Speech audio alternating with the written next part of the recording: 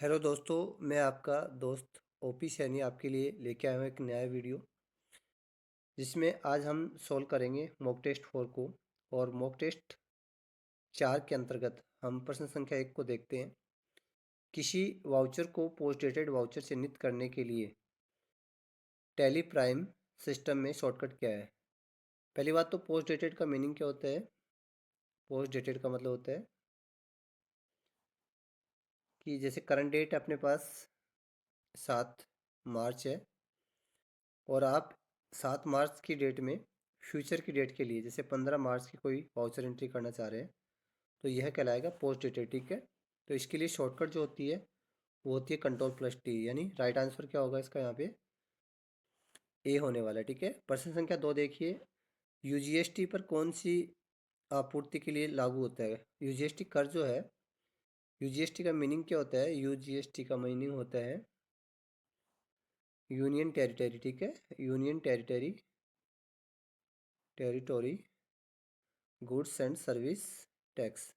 तो यानी जब हम केंद्र शासित राज्य से माल की बिक्री करते हैं, तो ऐसी स्थिति के अंदर क्या लगता है? आपका यूजीएसटी लगता है। और यूजीएसटी ये केंद्र शासित प्रदेश जैसे अपने चंडीगढ़ है, दिल्ली है, ठीक है, दमनदीप है, दादर नागर हवेली है, तो उन राज्यों से जब हम बिक्री करते हैं तो ऐसी स्थिति के अंदर यूजीएसटी लागू होता है। और यहाँ पे राइट आंसर होगा आपका सी, राइट आंसर होगा। प्रश्न संख्या देखिए 3 क्या है? टैली प्राइम सिस्टम में मल्टी अकाउंट प्रिंटिंग विकल्प के अंतर्गत एक साथ एक अवधि के सभी वाउचर प्रिंट कर सकते हैं। मल्टी अकाउंटिंग प्रिंटिंग क्या होती है साथियों?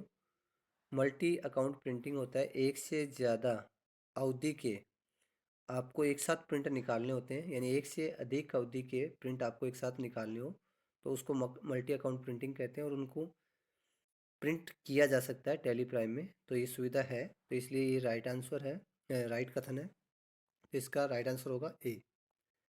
प्रश्न संख्या 4 देखिए। लाभ हानि खाते में मेमोरेंडम वाउचर की राशि को शेनियरों के माध्यम से दर्शाई जाती है। सही बात है। शेनेरियो क्या होता है? शेनेरियो, ठीक है, शेनेरियो होता है क्या है? यानी हमारा जो P&L होता है उसके अंदर हम ऐसी जो प्रोविजनल मदें होती हैं, प्रोविजनल मदें यानी मैं ये सिंपल भाषा में कहूँ तो अपना जो फ्यूचर डेट का कोई लेन देन है, वो लेन देन हम प्रॉफिट एंड लॉस के अंदर शामिल करना चाहते हैं, तो उसको हम प्रोविजनल कह सकते हैं। ऐसे लेन देन को हम प्रोविजनल लेन देन कह सकते हैं। उसको यदि हम टेम्परेरी तौर पर अपने लाभ हानि पे क्या इफेक्ट पड़ेगा उसको देखना चाहते हैं, तो हम क्या करेंगे? सिनेरियो के माध्यम से उसको P&L में शामिल कर सकते हैं। और इस ये कथन सत्य है, इसलिए इसका राइट आंसर क्या होगा? बी होगा। प्रश्न संख्या 5 देखिए। स्टॉक एजिंग एनालिसिस रिपोर्ट एक विशिष्ट तिथि पर कंपनी के उपलब्ध स्टॉक को सूचीबद्ध रूप में उनका एज वाइज ब्रेकअप प्रदर्शित करती है। स्टॉक एजिंग एनालिसिस होता क्या है आपको बता देता हूँ। जैसे आपको बता दूँ कि स्टॉक एजिंग जैसे मान लीजिए 1 तारीख है, 2 तारीख है, 3 तारीख है, 4 तारीख है, ठीक है। अब अपने पास ये 5 तारीख है, तो इसमें जैसे 1 तारीख को माल क्या है, 2 तारीख का अपने पास माल क्या है, 3 तारीख का क्या माल है, 4 तारीख का क्या है। अपने पास जो माल अवेलेबल है जो भी तिथि का, वो अपने को तिथिवार दर्शाता है, तो ये स्टॉक एजिंग एनालिसिस कहलाता है। तो एक विशिष्ट अवधि पर कंपनी में उपलब्ध स्टॉक को सूचीबद्ध में उनको एज वाइज ब्रेकअप में प्रदर्शित करता है। तो ये बात सत्य है कि हम टैली प्राइम के अंदर अपनी जो तिथिवार हम स्टॉक है उसको देख सकते हैं। तो यहाँ पे जो राइट आंसर होगा, यहाँ पे अपना ये कथन सही है, इसलिए इसका राइट आंसर होगा ट्रू। प्रश्न संख्या 6 देखिए। GSTR 3B रिटर्न में उपयोग करने योग्य इनपुट टैक्स क्रेडिट की राशि और जीएसटी देयता राशि CGST, SGST और IGST के लिए अलग अलग उपलब्ध होती है। तो आपको बता देता हूँ, जो रेगुलर होती है, रेगुलर स्कीम के अंतर्गत रजिस्टर्ड व्यापारी होते हैं, उनके लिए GSTR 1 और GSTR 3B, ठीक है। ये दो रिटर्न इंपॉर्टेंट होती है रेगुलर वालों के लिए। किसके लिए? रेगुलर स्कीम के लिए, ठीक है। जो व्यापारी रेगुलर स्कीम के अंतर्गत आते हैं, जिनका टर्नओवर, यानी रेगुलर स्कीम के अंदर कौन कौन आता है, रेगुलर में कौन आता है? जिनका टर्नओवर क्या हो, टर्नओवर वार्षिक अपना 1.5 करोड़ से ऊपर हो, ठीक है। 1.5 करोड़ से क्या हो, ऊपर हो, तो उनको रजिस्ट्रेशन अपना रेगुलर स्कीम में ही कराना होगा। और उनके लिए दो रिटर्न होती है, एक अभी मैंने बताया था GSTR 1 और एक 3B, ठीक है। ये दो रिटर्न होती है और 3B के अंदर ये सारी चीज़ें शामिल होती हैं जो यहाँ बताया गया है। यानी ITC होती है, GST की कर देयता होती है, कितना GST हमें चुकाना है सरकार को, और उनका अलग अलग वर्गीकरण होता है, जैसे CGST का कितना पैसा है, SGST कितना पैसा, IGST कितना है, वो सारी चीज़ें अपने को दर्शाता है। तो ये कथन सही है, इसलिए इसका राइट आंसर होगा ए, यानी ट्रू। प्रश्न संख्या 7 देखिए, कंपनी में कोस्ट सेंटर सुविधा सक्रिय करने के लिए इनमें से क्या सही होगा? यदि आपको कोस्ट सेंटर क्रिएट करना है तो यहाँ पे देखिए, सबसे पहले आपको कंपनी कॉन्फ़िगर पे, कंपनी में कॉन्फ़िगर पे जाना है, और कॉन्फ़िगर में आपको फीचर्स पे जाना है, और फीचर्स में आपको अकाउंटिंग, और अकाउंटिंग में इनेबल कोस्ट सेंटर। आपको बताता हूँ, यानी सिंपल भाषा में मैं कहूँ तो आप जब F11 प्रेस करते हैं, F11 के अंदर अकाउंटिंग फीचर होती है, ठीक है। और अकाउंटिंग के अंदर आपको कोस्ट सेंटर होता है, कोस्ट सेंटर होता है, उसको आपको क्या करना होता है, यस करना होता है। क्या करना होता है? यस करना होता है। इस प्रकार से आप क्या कर सकते हैं, टैली प्राइम के अंदर कोस्ट सेंटर को की फैसिलिटी इनेबल कर सकते हैं। तो यहाँ पे राइट आंसर होगा आपका, कंपनी कॉन्फ़िगर में जाके फीचर में F11, और आपका यहाँ पे उसमें अकाउंटिंग होता है, अकाउंटिंग के अंदर इनेबल कोस्ट सेंटर। तो यहाँ पे राइट आंसर होगा आपका बी, ठीक है। प्रश्न संख्या 8 देखिए, लाभ हानि खाता तैयार करने के बाद ही ट्रायल बैलेंस तैयार किया जाता है। नहीं, ये गलत कथन है। ट्रायल बैलेंस के बाद, ट्रायल बैलेंस के बाद ट्रेडिंग, और फिर P&L, और फिर बैलेंस शीट बनाई जाती है, ठीक है। तो ये कथन क्या हो गया, गलत हो गया, ठीक है। तो इसलिए, यानी लाभ हानि खाते के बाद ट्रायल बैलेंस नहीं बनता, बल्कि ट्रायल बैलेंस के बाद लाभ हानि खाता बनता है। तो ये कथन गलत है, यहाँ पे राइट आंसर होगा बी, ठीक है। प्रश्न संख्या 9 देखिए, टैली प्राइम सिस्टम में किसी लेन देन की सबसे पहले कहाँ दर्ज किया जाता है? यानी टैली में कोई लेन देन हमें रिकॉर्ड करना होता है, तो सबसे पहले हमें जर्नल में रिकॉर्ड करना पड़ेगा, ठीक है। यानी वाउचर एंट्री करनी पड़ेगी, जर्नल में रिकॉर्ड करेंगे। तो यहाँ पे क्या आएगा, राइट आंसर होगा सी।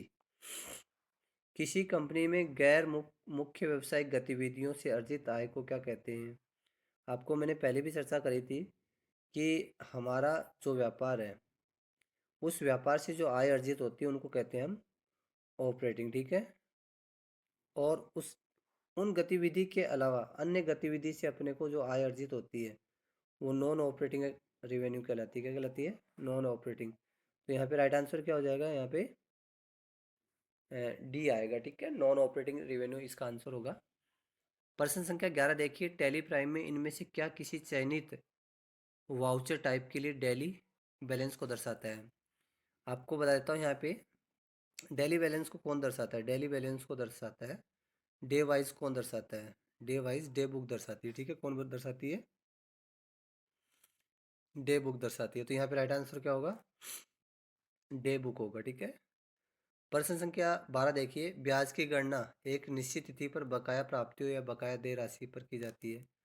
यानी जो इंटरेस्ट कैलकुलेशन होती है, वो दो स्थितियों में की जाती है।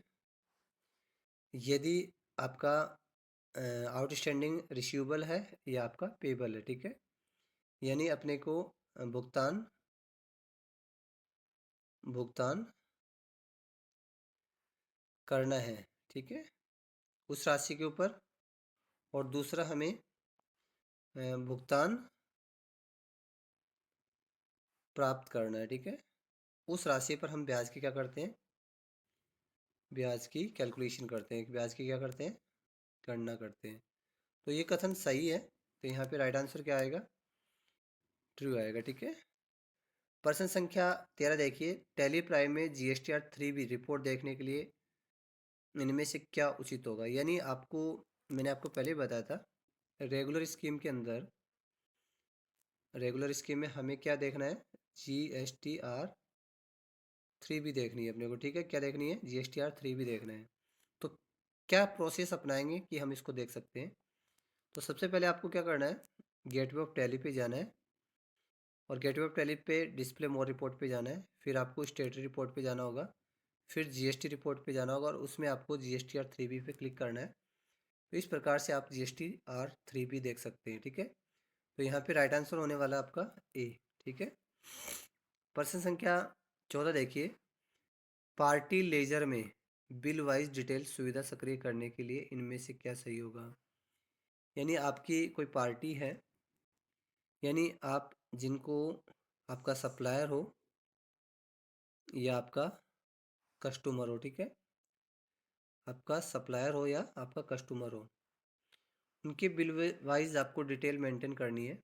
बिल वाइज डिटेल होती क्या है, जैसे आपने 1 number bill, 2 number bill, 3 number bill, 4 number bill, इस तरीके से आपको बिल वाइज आपको हिसाब रखना है। तो इसको हम कहते हैं बिल वाइज डिटेल, ठीक है। और बिल वाइज डिटेल आपको सक्रिय करनी है, यानी इनेबल करनी है। तो आपको क्या करना होगा, तो आपको सबसे पहले GO2 यानी GoTo पे जाना है। GoTo पे जाने के बाद आपको अल्टर मास्टर पे जाना है। अल्टर मास्टर से आपको अकाउंटिंग पे जाना है, अकाउंटिंग मास्टर पे, और अकाउंटिंग मास्टर में आपको लेजर पे जाना है। और लेजर में आपका एक ऑप्शन होता है बिल वाइज, ठीक है, बिल वाइज होता है, ठीक है। उसको क्या करना होता है, बिल वाइज डिटेल, उसको यस करना होता है, ठीक है। उसको क्या करना होता है, यस करना होता है। तो इस प्रकार से आप क्या कर सकते हैं, पार्टी लेजर में बिल वाइज डिटेल को एक्टिव या इनेबल कर सकते हैं, ठीक है। प्रश्न संख्या 15 देखिए, टैली प्राइम में किसी स्क्रीन पर किए गए बदलाव को सेव करने के लिए इनमें से कौन सा शॉर्टकट होगा, शॉर्टकट विकल्प होगा। तो आपको बताता हूँ, कभी भी आप किसी भी स्क्रीन को एक्सेप्ट करना चाहते हैं, यानी सेव करना है, एक्सेप्ट करना हो, तो एक्सेप्ट की शॉर्टकट क्या होती है, Ctrl+A होती है। क्या होती है, Ctrl+A। तो यहाँ पे राइट आंसर क्या होगा, सी होगा, ठीक है। निम्नलिखित में से किस पर मूल्यह्रास नहीं लगाया जाता है। तो साथियों बताता हूँ, मूल्यह्रास बिल्डिंग पे भी लगता है, और इन पे ये राइट आंसर है ही नहीं, तो बिल्डिंग पे भी लगाया जाता है। यहाँ पे कोई भी असेट्स होगी, लेकिन वो स्थायी असेट्स होनी चाहिए, फिक्स असेट्स होनी चाहिए। कौन सी होनी चाहिए, फिक्स असेट्स होनी चाहिए। और फिक्स असेट्स में एक अपवाद है, जो है लैंड, ठीक है। लैंड फिक्स असेट्स होती है, लेकिन इसके ऊपर मूल्यह्रास नहीं लगता है, इसलिए यहाँ पे राइट आंसर क्या होगा, लैंड होगा। बाकी सभी स्थायी संपत्ति में मूल्यह्रास लगाया जाता है। अब यहाँ पे देखिए, GST के अंतर्गत HSN में एस क्या है। HSN का फुल फॉर्म क्या है साथियों, इसका पूरा नाम है हार्मोनाइज्ड सिस्टम नोमेनकल्चर, ठीक है। ये इसका पूरा नाम है, नोमेनकल्चर, ठीक है, कल्चर, ये इसका पूरा नाम है, ठीक है। तो यहाँ पे पूछा है कि एस का मतलब क्या होता है, एस का मतलब क्या होता है, एस का मतलब होता है सिस्टम, ठीक है। तो यहाँ पे राइट आंसर क्या होगा, HSN में एस का मतलब क्या है, एस का मतलब होता है सिस्टम, ठीक है। क्या है, सिस्टम होगा, ठीक है। देखिए टैली प्राइम में, अगला देखिए, टैली प्राइम में जर्नल वाउचर को पोस्ट डेटेड बनाने के लिए शॉर्टकट क्या है। आप पहले ही बताया था, पोस्ट डेटेड के लिए क्या होती है, पोस्ट डेटेड के लिए, ठीक है। और ये यहाँ पे बहुत सारे जर्नल वाउचर को, तो जर्नल वाउचर को हो या कोई सा भी वाउचर हो, उसको पोस्ट डेटेड बनाना है, तो आपको Ctrl+T का उपयोग करना पड़ेगा, यानी Ctrl+T का उपयोग करना पड़ेगा। तो यहाँ पे राइट आंसर क्या होगा, सी होगा, ठीक है। प्रश्न संख्या 19 देखिए, पूर्तिकर्ता का व्यवसाय यदि एक विशेष आर्थिक क्षेत्र यानी सेज के अंदर है, यानी स्पेशल इकोनॉमिक जोन के अंदर है। ठीक है, स्पेशल इकोनॉमिक जोन में है। ठीक है, कहाँ पर है? स्पेशल इकोनॉमिक जोन में है। तो आपको क्या कहा है? तो निम्नलिखित में से कौन सा टैक्स लागू होगा? तो साथियों बता देता हूँ, सेज के अंदर जो यूनिट स्थापित होती है, इकाई स्थापित होती है, उनको टैक्स से छूट होती है। तो न तो उस पर IGST लगता है और न ही CGST लगता है। तो यहाँ पे जो लागू होगा वो कोई सा भी टैक्स लागू नहीं होता। तो इसलिए आपका यहाँ पे राइट आंसर होगा नन ऑफ दीज। ठीक है, प्रश्न संख्या 20 देखिए, पोस्ट डेटेड वाउचर एक अपरंपरागत वाउचर है, वाउचर नहीं होता है, एक अपरंपरागत वाउचर नहीं होता, बल्कि प्रविष्टि की तारीख पर खातों की नियमित पुस्तकों को प्रभावित करता है। पोस्ट डेटेड वाउचर एक अपरंपरागत वाउचर नहीं होता है, बल्कि प्रविष्टि की तारीख पर खातों की नियमित पुस्तकों को प्रभावित करता है। ठीक है, तो यानी पोस्ट डेटेड होता क्या है, मैंने आपको बताया था। जैसे आज मान लीजिए 7 मार्च है, ठीक है, और 7 मार्च की तिथि को आप 15 मार्च की कोई एंट्री कर देते हैं, तो ये कहलाता है पोस्ट डेटेड वाउचर। ठीक है, अब जैसे ही 15 मार्च आएगी, तो 15 मार्च आने पर अपने खाते से क्या होंगे? प्रभावित होंगे। ठीक है, तो यहाँ पे राइट आंसर क्या होगा? ये कथन सही है, इसलिए ट्रू होगा इसका राइट आंसर। ठीक है, अगला देखिए, फंड फ्लो स्टेटमेंट दो विशिष्ट अवधि के बीच वित्तीय स्थिति में बदलाव के कारणों का विश्लेषण करने के लिए तैयार किया जाता है। साथियों बताता हूँ फंड फ्लो स्टेटमेंट। ठीक है, फंड फ्लो स्टेटमेंट जो होता है, दो अवधि, जैसे मान लीजिए मैं ले लेता हूँ 21-22 और एक 22-23। ठीक है, इस अवधि में और इस अवधि के अंदर अपनी जो वित्तीय स्थिति होती है, फाइनेंशियल पोजीशन होती है, उसमें बदलाव का विश्लेषण करने में काम आता है। तो यहाँ पे दो अवधि हो गई, 21-22 और 22-23। इन दो अवधि के बीच जो फंड का यूजेज और सोर्सेज होता है, उसका विश्लेषण करने में मदद करता है। तो यहाँ पे राइट आंसर, ये कथन सही है, इसलिए इसका राइट आंसर होगा ट्रू। ठीक है, देखो अगला प्रश्न संख्या देखिए 22, GST के अंतर्गत GSP क्या है? देखो GSP में S क्या है? तो आपको बता देता हूँ GSP का मीनिंग क्या होता है।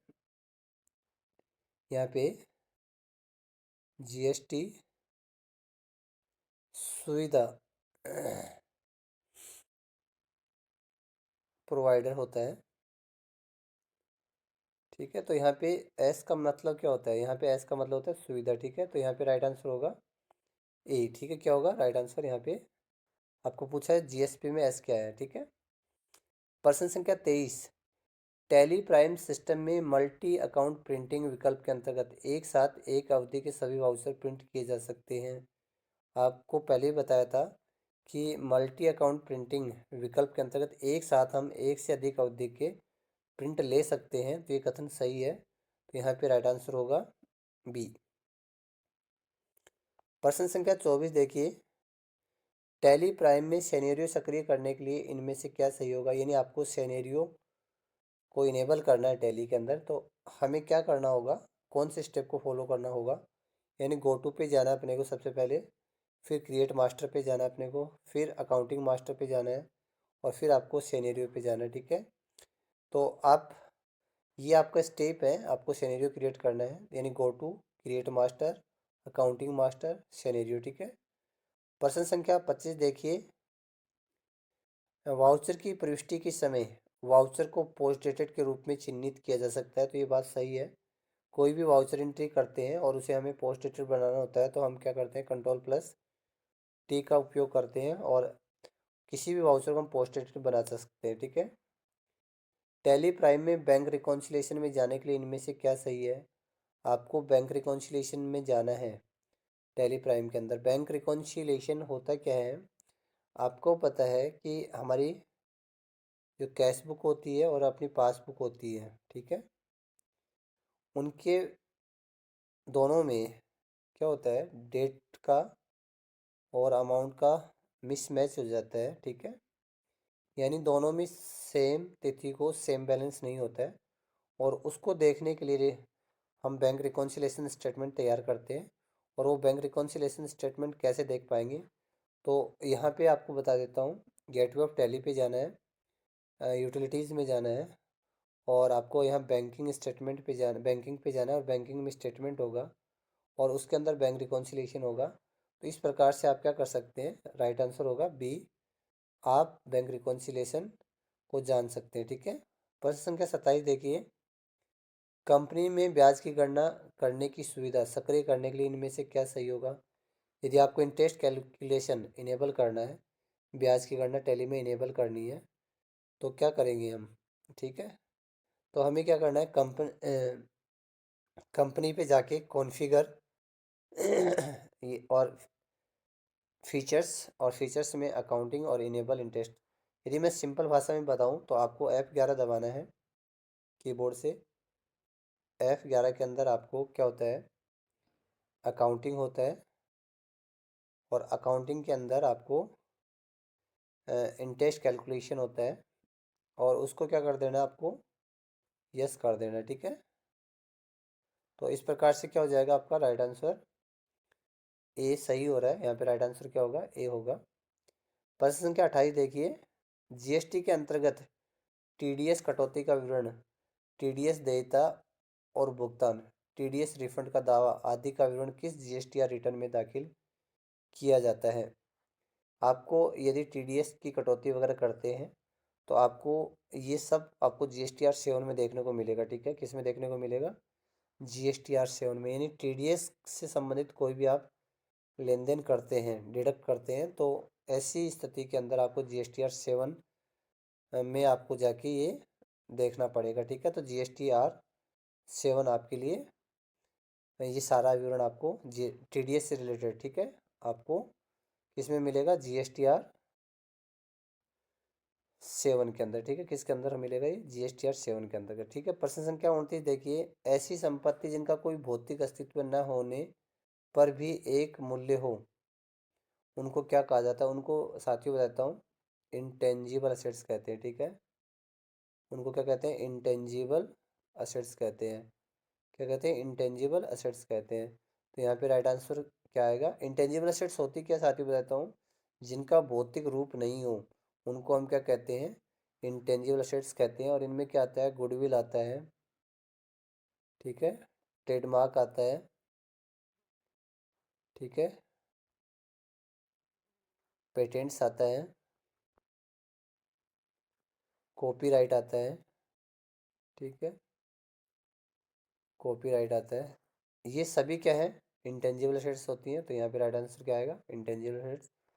अगला देखो, सेल ऑर्डर बनाने के बाद उसको यदि प्रिंट करना हो तो इनमें से क्या सही होगा? मान लीजिए आपने सेल्स ऑर्डर बना लिया है और उसका हमें प्रिंट लेना है, तो आप उसका प्रिंट कैसे लेंगे? ठीक है ना, तो प्रिंट लेने का आपको क्या करना पड़ेगा, गो टू पे जाना है, एल्टर मास्टर पे जाना है, डे बुक पे जाना है, और प्रिंट पे जाना है आपको। ठीक है, इस प्रकार से आप सेल्स ऑर्डर का क्या ले सकते हैं, प्रिंट ले सकते हैं। ठीक है, क्या ले सकते हैं, सेल्स ऑर्डर का प्रिंट ले सकते हैं। तो हमें सेल्स ऑर्डर का प्रिंट लेना है, मान लीजिए बना दिया और उसका हमने प्रिंट नहीं लिया, तो इस तरीके से हम प्रिंट ले सकते हैं। ठीक है, तो यहाँ पे राइट आंसर क्या आएगा, ए आएगा। ठीक है, प्रश्न संख्या 31 देखिए, तलपट में सभी खातों के डेबिट और क्रेडिट शेष का योग अथवा खातों का शेष दर्शाया जाता है।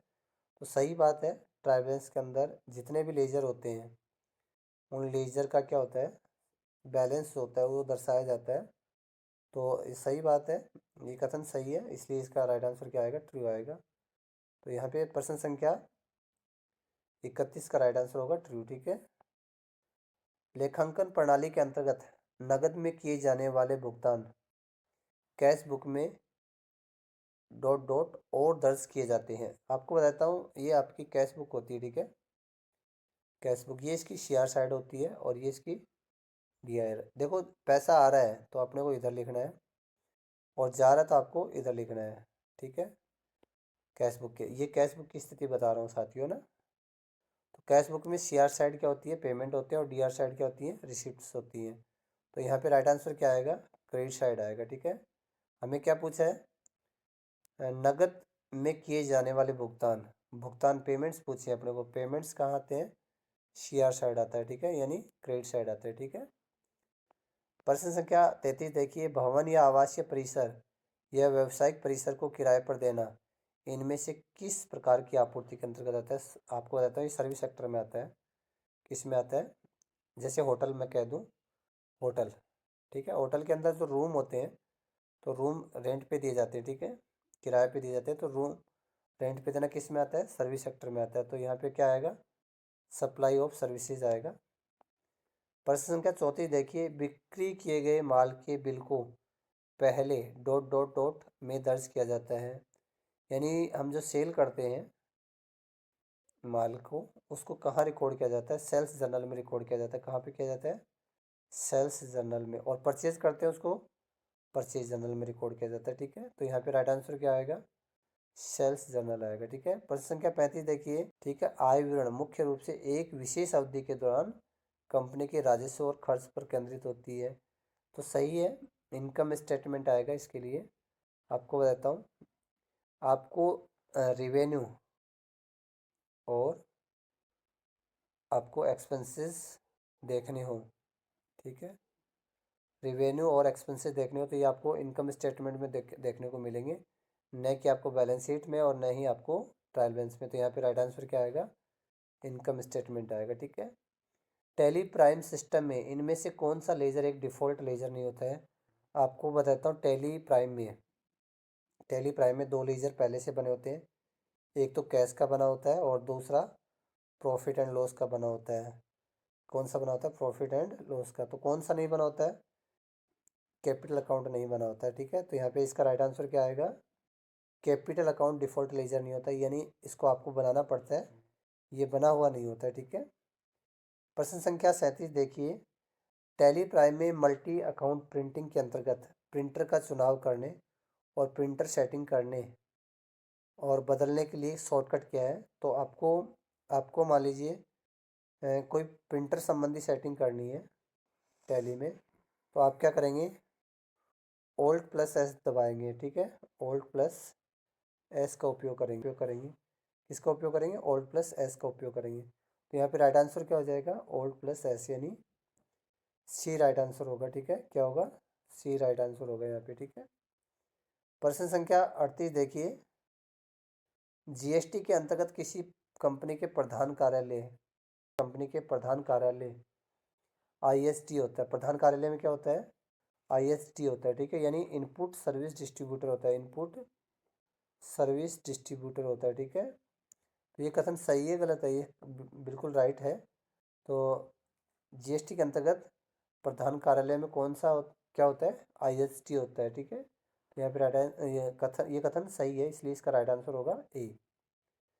प्रश्न संख्या 39 देखिए, आईजीएसटी के अंतर्गत यानी आईजीएसटी के इनपुट टैक्स क्रेडिट का उपलब्ध शेष का उपयोग सबसे पहले आईजीएसटी के लिए किया जाता है।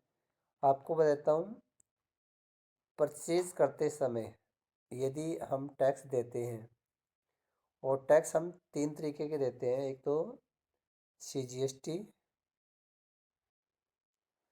एक एसजीएसटी और एक होता है अपना आईजीएसटी, ठीक है। तो इनकी आईटीसी लेने के लिए एक क्रम होता है, आईटीसी के लिए एक क्रम होता है। आईजीएसटी पहले किसके लिए यूज होगा? आईजीएसटी, फिर सीजीएसटी और फिर एसजीएसटी। इसकी आईटीसी हम कैसे ले सकते हैं? पहले आईजीएसटी के लिए यूज़ करेंगे, फिर सीजीएसटी के लिए, फिर एसजीएसटी के लिए। तो यहाँ पे ये कथन आईजीएसटी के आईटीसी यानी इनपुट टैक्स क्रेडिट का उपलब्ध शेष का उपयोग सबसे पहले आईजीएसटी के लिए किया जाता है। तो ये कथन सही है, तो राइट आंसर आएगा ए। प्रश्न संख्या 40 देखिए, इनमें से क्या किसी कंपनी की बैलेंस शीट के दायित्व के अंतर्गत दर्शाया जाता है? तो आपको पता है ये बैलेंस शीट होती है अपनी, ये इधर लाइबिलिटीज़ होती है और इधर क्या होती है? असेट्स होती है।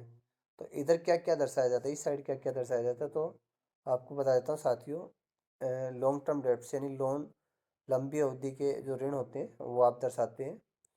आपके जो क्रेडिटर्स होते हैं, अकाउंट्स पेबल होते हैं, वो दर्शाते हैं। आपका कोई डिविडेंड पेबल है तो वो दर्शाते हैं। तो तीनों ही चीज़ें दर्शाई जाती है। तो यहाँ पे राइट आंसर क्या हो जाएगा? ऑल ऑफ दी अबव हो जाएगा। क्या हो जाएगा? ऑल ऑफ दी अबव हो जाएगा। प्रश्न संख्या 41 देखिए, कंपनी में ब्याज की गणना करने की सुविधा सक्रिय करने के बाद इंटरेस्ट पैरामीटर डालने की आवश्यकता होती है। यदि आप F11 में इंटरेस्ट कैलकुलेशन को क्या कर लेते हैं, इनेबल कर लेते हैं, ठीक है। तो हमें क्या करना पड़ेगा, जब पार्टी का हम लेजर बनाएंगे, जब हम पार्टी का लेजर बनाएंगे तो उसके अंदर हमें पैरामीटर सेट करने पड़ते हैं, ठीक है। पैरामीटर सेट करने पड़ते हैं, यानी रेट क्या होगी और कैलकुलेशन का मेथड क्या होगा, ठीक है ना, वो हमें सेट करना पड़ता है। तो आपको क्या क्या है, पैरामीटर हमें इंटरेस्ट पैरामीटर क्या करने पड़ते हैं, डालने की आवश्यकता होती है। साथियों सही बात है, हमें पैरामीटर सेट करने होते हैं। तो यहाँ पे राइट आंसर आएगा बी। यदि किसी स्टॉक आइटम में अंतिम स्टॉक की मात्रा नेगेटिव हो तो तो वह स्टॉक आइटम नेगेटिव स्टॉक की सूची में प्रदर्शित किया जाता है। मान लीजिए, सपोज कीजिए आपके पास 5 आइटम है, ठीक है। कितने आइटम है, 5। और यदि आप 10 आइटम सेल कर देते हैं, ठीक है, तो आपके 5 है क्या आ जाएंगे, नेगेटिव में आ जाएंगे। किस में आ जाएंगे, 5 आइटम नेगेटिव स्टॉक में आ जाएंगे। तो ये बात सही है, तो यहाँ पे इसका राइट आंसर क्या आएगा, ट्रू आएगा, ठीक है। प्रश्न संख्या देखिए 43, टैली प्राइम लेखांकन सॉफ्टवेयर सिस्टम में लाभ हानि खाता रिपोर्ट को इनमें से किस फॉर्मेट में दर्शाया जा सकता है। तो जो प्रॉफिट एंड लॉस होता है उसको हम दो तरीके से दर्शा सकते हैं लॉस को, एक तो ऐसे वर्टिकल और दूसरा हॉरिजॉन्टल, ठीक है। तो हम दोनों ही फॉर्मेट में दर्शा सकते हैं। तो यहाँ पे क्या होगा, वर्टिकल भी दर्शा सकते हैं और हॉरिजॉन्टल भी दर्शा सकते हैं। तो यहाँ पे राइट आंसर क्या होगा अपना, डी होगा, यानी बोथ ऑफ दी अबोव आएगा, ठीक है। प्रश्न संख्या देखिए अपना 44, टैली प्राइम में कंपनी फीचर में बदलाव करने के लिए शॉर्टकट विकल्प क्या है। आपको कंपनी फीचर्स के लिए क्या करना पड़ता है, कंपनी फीचर्स के लिए F11 दबाना होता है। तो ये कथन सही है, तो यहाँ पे राइट आंसर आएगा बी। टैली प्राइम में कॉस्ट कैटेगरी बनाने के बाद उसमें कोई बदलाव करने के लिए इनमें से क्या उचित है। तो आपको यानी कॉस्ट कैटेगरी में बदलाव करना है, तो हमें कॉस्ट कैटेगरी में बदलाव करने के लिए क्या करना होगा, यानी बनाने के बाद उसमें कुछ चेंजेस करने, बदलाव करने। तो गेटवे ऑफ टैली पे जाना है, आपको मास्टर्स पे जाना है, एल्टर में जाना है, अकाउंटिंग मास्टर में जाना है और कॉस्ट कैटेगरी में जाना है, ठीक है। यानी आपको सीधा कह दूँ तो जीओटी पे जाने के बाद आपको क्या करना होता है, ऑल्टर में जाना होता है। ऑल्टर के अंदर आपको अकाउंटिंग दिया होता है, अकाउंटिंग, ठीक है। और इस अकाउंटिंग के अंदर कॉस्ट कैटेगरी होता है, ठीक है। और वहाँ से जाके आप क्या कर सकते हैं, बदलाव कर सकते हैं। तो यहाँ पे राइट आंसर क्या होगा, सी होगा, ठीक है। वस्तु और सेवा कर किस पर आधारित होते हैं साथियों, जीएसटी किस पे आधारित होता है, जीएसटी कंजप्शन बेस्ड होता है, ठीक है। कंजप्शन बेस्ड होता है, ठीक है। किस पे आधारित होता है, कंजप्शन बेस्ड होता है। तो साथियों बता देता हूँ, यहाँ पे खपत पर आधारित होगा। तो आपको साथियों बता देता हूँ, मैंने आज आपको मॉक टेस्ट 4 का कंप्लीट सॉल्यूशन करवाया है। आशा करता हूँ कि मेरे वीडियो आपके लिए उपयोगी सिद्ध होते होंगे और आप इनकी सहायता से अपने मॉक टेस्ट को अच्छे से कर पाते होंगे। और आशा करता हूँ आपको मेरे वीडियो अच्छे लगते हैं, तो आप अपने लर्नर के साथ साझा करें और ज़्यादा से ज़्यादा लाइक और सब्सक्राइब करें।